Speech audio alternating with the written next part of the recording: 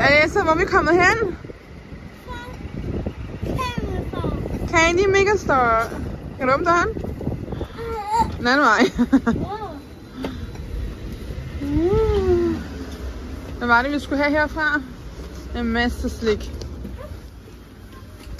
Jeg følger med. Skal vi starte herfra? Herfra. Ja. Er der ikke noget her, vi kan prøve?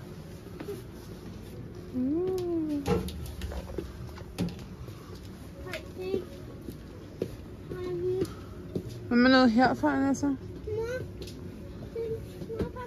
Hvilken en? Hvad med dem her, der er her? Dem har jeg smagt før. Har du smagt dem? Ja. Dem her har du da ikke smagt. De ser sure ud. Nej. Skal vi prøve dem her? Nej. Den her skal jeg flå. Hvad er det? Den er også meget sur. Er den der? Ja. Okay, lad os prøve den. Okay.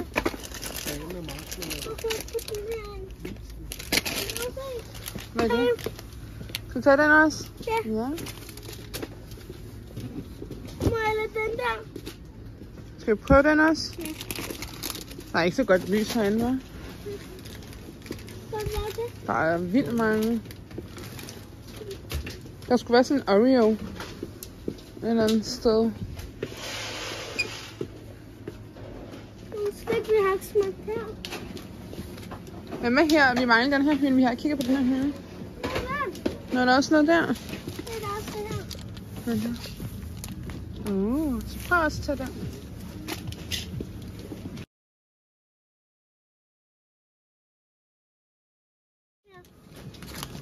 Hvad er det? Det her. Jeg tror så gummi noget.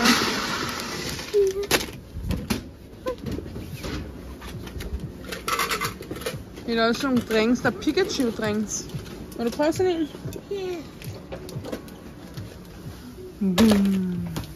Ej, må jeg lade sådan en her? Den kan vi også prøve. Den har vi ikke prøvet. Må jeg lade den her? Har vi ikke smagt? Det er en tyggegummi. Jamen, den kan vi også tage. Skal vi prøve at gå videre? Er der noget her? Mor, se. Du spiller. Men den er Tetris. Ej, hvor sjovt. Men det er slik. Slik. Ja, det er sådan nogle gummi nogen. Må jeg tage den? Skal vi prøve de her cookier med mems? Ja. Eller den her kan også lave. Dem har vi prøvet. Dem kender vi godt til. Prøv at se, hvad jeg har. Du skal vælge noget herfra. Der er alle de her alle de her sure nogle. Vi skal jo prøve noget, der er surt. Noget, vi ikke har prøvet. Sådan en... Prøv at se. Slikpind med noget. Ja, skal. Hvad for en siger du? Den der, køb den. Kan du tage den og lægge den ind i kurven så? Og så tænker jeg, det var det, vi har valgt en masse. Prøv at se, hvor meget vi har valgt her. Altså meget, vi har valgt. Har vi købt alt det, du skulle have? Ja. Og det hele blev faktisk 290 kroner. Halløj! Halløj. Til Aliessas første YouTube-kanal og video. Vi skal lave sådan en taste-test. Hvor har vi været henne i dag? Vi skulle få en masse slik og lave knæ. Ja, det er rigtigt. Vi har købt en masse slik, og nu skal vi prøve at smage dem, for det er første gang, vi faktisk skal smage de her ting. Så det vil være faktisk rigtig fedt med en video. Ja. Ja. Så kommer den første her. Det er sådan noget sour, noget surt bums. Mega sour bomb.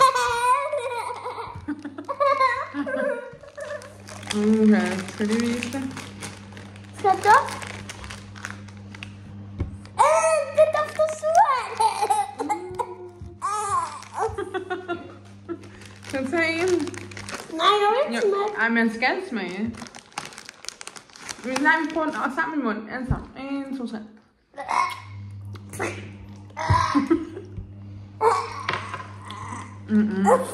Ej, den er ikke sur.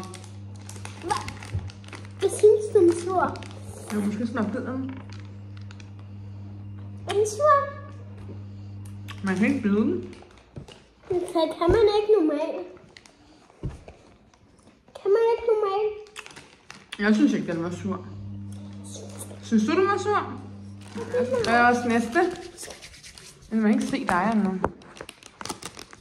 Næste er sådan en cubes. Dem elsker jeg. Har du smagt den før? Ja. Og det ligner sådan noget, vi skal smage den samme sted. 1, 2, 3. Nå. Det smager rigtig godt. Synes den smager godt? Okay, den er lidt sur. Ja. Men ikke meget sur. Og det smager faktisk godt. Kan du lide dem? Hvad giver du? Er de meget gode, eller er de lidt gode? Meget gode. Vi glemte faktisk at sige dem. Altså jeg giver de her 2 ud af 10, fordi de er ikke sådan sure, og de smager okay. Hvad giver du dem? 200. 200 point! Så, men det er fra 0 til, eller 1 til 10. Må jeg bare se det? Jamen, er det 2 eller 3 eller 4 eller 5 eller 6? 4. Hvor meget giver du? Var de her gode? Og så er det fra 1 til 10. Var 10 er den bedste? 10. Var de gode? Okay, jeg giver dem 7 ud af 10. Det synes jeg, det var okay gode. Pokémon. Skal jeg smage? Den har valgt du. Ja. Skal jeg smage den samtidig? Skal vi det? Ja. Vil lige vise det her? Jeg tror, det er sådan noget vingummi her. Ej, hvor er de søde. Prøv at se. Skal vi lige... Ej, nej. Ej, hvor er de søde. Skal vi lige vise dem her? Det smager rigtig godt. Skulle vi ikke smage dem sammen? Nå. Og se her. Hvad er det lige sådan her? Nå, de er faktisk rigtig søde. Det er sådan nogle små Pokémons. Ej, nu skal jeg smage. Nogle små Pokémons i gul og blå og sådan noget. Nå, skal vi smage? Hvad skal vi smage først sammen? Den røde. Jeg har også en rød her. Smager det godt? Det er altså ikke Haribo-kvalitet eller noget, men... Smager mere godt. Var det mega godt? Hvor mange point giver du den? 4. Nej, 10. 10. Men 4 er ikke så godt jo. Okay, nu har vi sådan en her. Hvad er det her? En sponge cake. Er det sådan lidt en Oreo-version? Nej. En chocolate sponge cake with cream filling. Skal jeg smage? American food. Skal jeg smage? Ja. Tror du, den smager godt? Ja. Du vil jo rigtig gerne lave den her video. Er du glad for det? Ja. Så vi over. Hvad falder den? Wow. 100 år senere. Vil du smage den først? Er den god? Er den god? Der er sådan noget liv i. Ja, den smager sådan en klassisk tørkage. Det smager rigtig godt. Okay. En klassisk marmor-tørkage, det er det, der smager af faktisk. Hvad giver du den? 1 point. Var den ikke god? Jo. Med 1 det dårligt. Ja. Så skulle du for eksempel sige, hvis den var god, så skulle du for eksempel sige 8 ud af 10 eller 10. 1 er dårlig. Jeg synes, den er dårlig. Synes du, den var dårlig? Nå, jeg synes, den var dårlig. Okay. Og der er sådan en Pokémon drink, som vi faktisk så. Den er lime flower. Skal jeg smage den? Vil du prøve at åbne den selv? Kan jeg lige tage den her? Okay. Den er svær.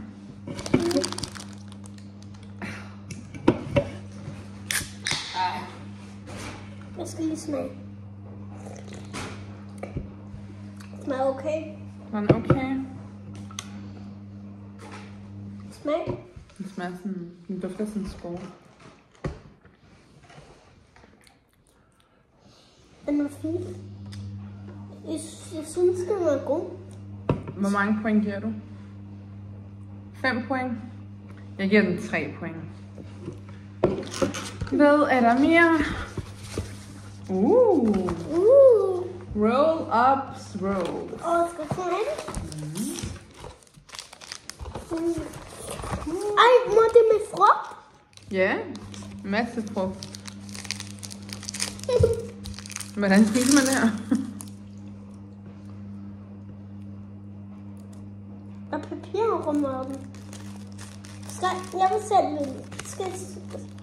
Ej, jeg må gerne have det her. Nå, er det sådan noget? Jeg skal ikke have det papir. Jeg tror, man skal rulle den. Nå, jeg vil gerne. Ja.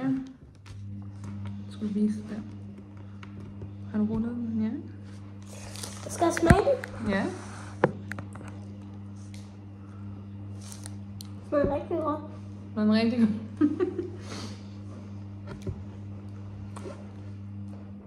Okay, jeg kigger. Jeg synes, den er sur. Jeg synes, den er lidt sur. Hvor mange point giver du den? 10. Og det smager faktisk okay. Men jeg vil give den 8 eller sådan noget. Med det her nu. Vi har noget. Nå, der er sådan noget like a stick. Så der er både kirsebær, appelsin og noget vindruesmag. Og skal jeg smage det? Ja. Oh shit.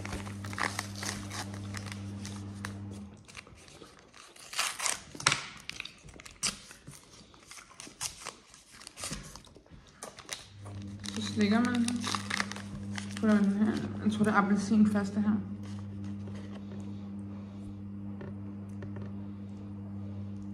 Der er appelsin. Ja, smag den godt.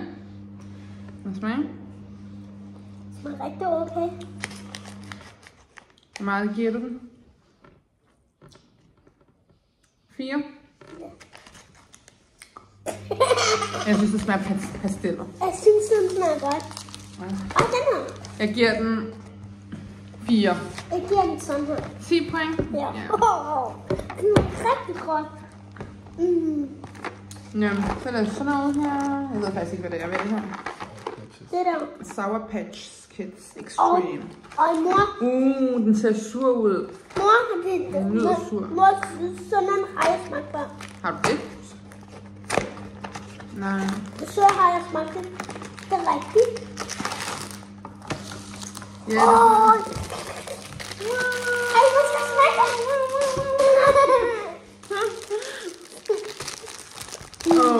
Her, det ser sur ud. Skal vi lige vise det her til serierne?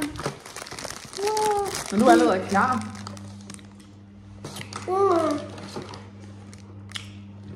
Det smager rigtig godt. Den er sur.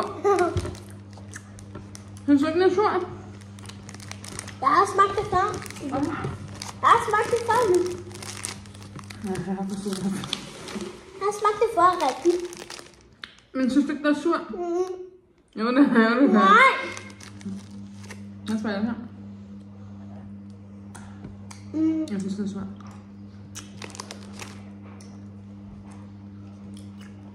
Skal jeg se på fjernsynet? Jeg synes, den er sur. Men den smager godt. Ja. Så jeg giver den faktisk 10 point. Hvad giver du? 10 point. Jeg synes, den var sur, men Elias synes ikke, den var sur. Nej. Og sådan er det bare. Smag og behag. Og her har vi så noget. Vil du fortælle, hvad det er? Så noget kiks. Ja, fra Bisparken. Pokémon. Må se, hvad for en Pokémon der er. En kaptajn Pokémon. Kan du åbne den? Mor, Han er Pikachu. det er her, man skal. Ja. Vi har sådan en kiste. Skal det komme? En pose. Skal der er kiks i? Posen ser sådan her ud. Hvad smager? Smager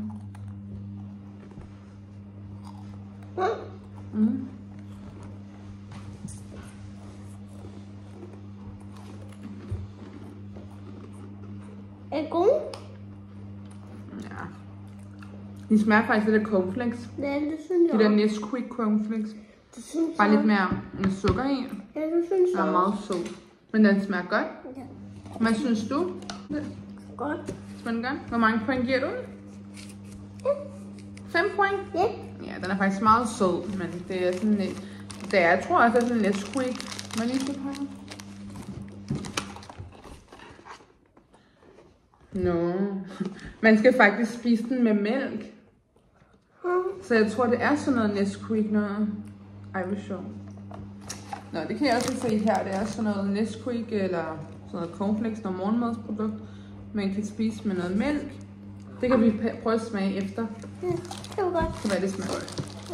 Hvad mangler vi mere? Hvad er det? Kit Kat Birthday Cake. Hvad er det? Med chokolade. Chokolade. Ja. KitKat. KitKat. Okay. Jeg tror faktisk, den smager godt, for den ser rigtig god ud. Så jeg håber, den smager godt. Mor, Ja. den smager også godt. Ja. Jeg gav den 5 point, ligesom dig. Ja. Skal vi lige vise den? Kan du lige prøve at vise den til kameraet? Den sætter på. Den ser faktisk rigtig god ud. Skal vi prøve at knække den over? Ja. Den rammer du for? 1, 2, 3. Smager rigtig godt. Smager godt? Ja. Den smager okay. Okay. Men det hvide chokolade er ikke så god. Nej.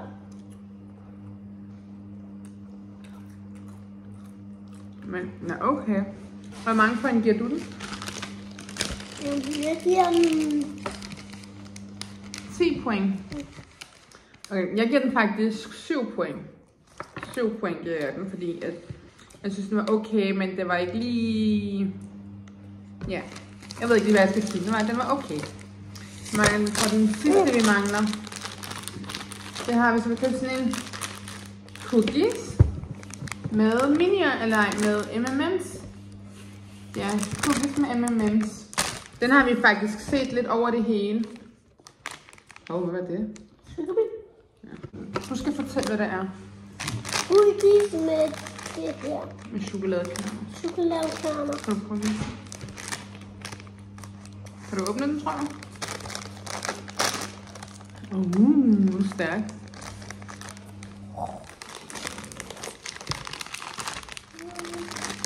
Vil du smage først? Det er lidt som de der småkager, vi plejer at lave derhjemme, tror jeg. Skal du lige give til far? Vil du have en her? Synes den er lidt hård. Ja, den er lidt hård. Ja. Men den smager okay. Men de smager ligesom af dem fra Netto, man kan købe fra Netto. Ja, det her. Ja. Kan du huske de der store cookies, man kan købe fra Netto med sådan nogle chokoladeknapper i? Ja. Det smager faktisk ligesom dem. Ja. Men dem fra Netto er faktisk bedre. Hvor mange point giver du den? 3. 3 point. Ja, jeg tror også, jeg giver dem 3 point. Fordi de var ikke så gode. Jeg synes faktisk, Netto så var lidt bedre end dem her. Men de var i hvert fald ikke 40 kroner værd. Men vi havde jo betalt 290 kroner for alt det her. Var det værd? Synes du, det var det værd, at vi købte de her slik for 290 kroner? Ja. Synes du det? At det var godt, vi købte for så mange penge? Ja. Synes de smager godt? Ja, du synes, det smager meget godt. Okay. Altså, jeg synes godt, vi kunne undvære det. Mor? Det er ikke lige noget, der er wow, men... Kan du ikke? Men vi kunne godt have undværet det. Det var ikke lige top 10 af et eller andet, men... Ja, men det er hans første video, og jeg tænkte, at han insisterede på, at jeg ville rigtig gerne prøve det, så vi tænkte, hvorfor ikke? Så vi gjorde det. Og jeg synes, det er sejt af en snart 5-årig dreng, at han turer og gerne vil det her.